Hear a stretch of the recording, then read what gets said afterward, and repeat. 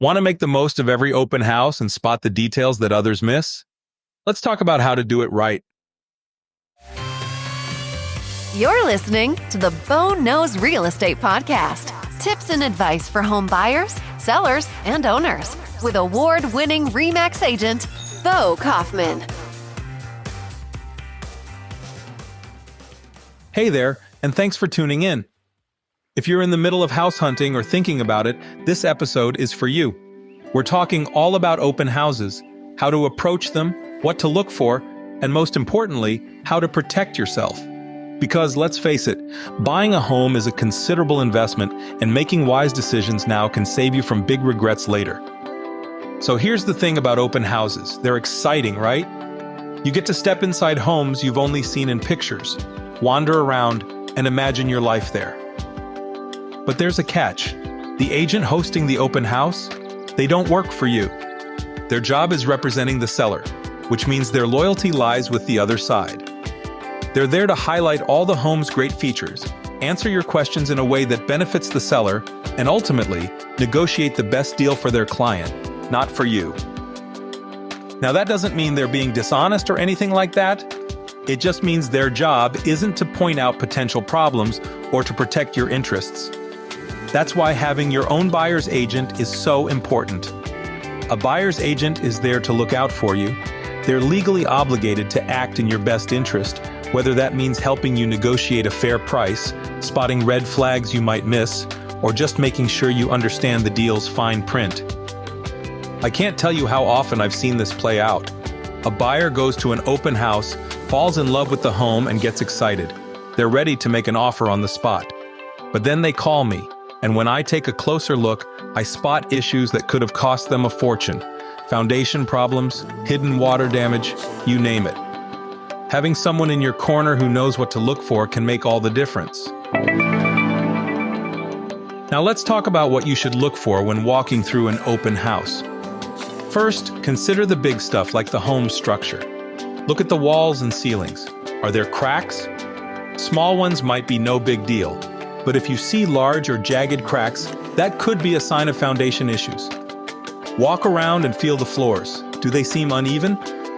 If you notice doors propped open with doorstops or wedges, that might mean the house is leaning or settling in a way that's not quite right. Plumbing is another big thing to check out. Take a peek under the sinks for leaks or water stains, and look up at the ceilings for signs of discoloration. And don't be shy. Turn on the faucets and flush the toilets. This is your chance to check the water pressure and make sure everything's in working order. Oh, and if you catch a musty smell, that could mean hidden water damage or even mold. Electrical systems are another area to pay attention to. A simple trick is to bring a phone charger with you to test the outlets. It's quick and easy and will tell you whether the outlets are live. Also, take a look at the breaker box. If it looks old or outdated, it could mean costly upgrades. And let's not forget about heating and cooling. Ask how old the HVAC system is and when it was last serviced. If you notice some rooms feel colder or warmer than others, it could point to insulation or airflow issues that might not be obvious at first glance. One thing a lot of buyers don't think about is the hidden costs of owning a home. For example, that big, beautiful yard might look like a dream, but keeping it in good shape takes time, money, and effort. Pools are another one. Sure, they're fun, but the maintenance costs can add up quickly. Things like cleaning, chemicals, and repairs, and don't forget about appliances. Even if they seem fine now, older models might need replacing sooner than you'd think. Now here's a tip that might surprise you. Use all your senses when you're at an open house. Pay attention to smells. Musty odors could mean water damage, and overpowering air fresheners might be masking something. Listen for creaks in the floors or noises in the pipes, and keep an eye out for things like water stains, mold, or doors propped open. These little clues can tell you a lot about what's going on with the property. You're listening to Bo Kaufman of RE/MAX Performance Realty. Call Bo if you're buying or selling a house or a condo in Winnipeg. Bo knows real estate. I want to circle back to something essential before we wrap up: having a buyer's agent. It's one of the most important things you can do as a home buyer. Your agent isn't just there to help you find the right home. They're there to protect your interests, negotiate on your behalf, and ensure you're not walking into a money pit.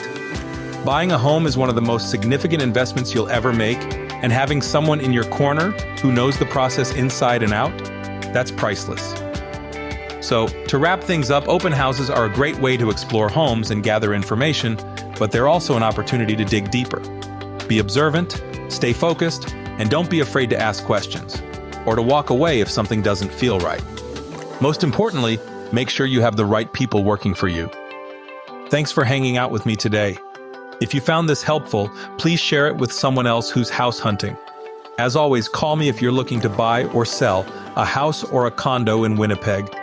My direct cell is 204-333-2202. Here to turn your real estate dreams into reality, one episode at a time. Let's talk next week.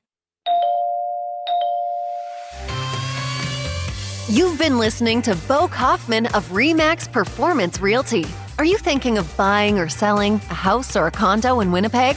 Call Bo at 204-333-2202. Remember, Bo knows real estate.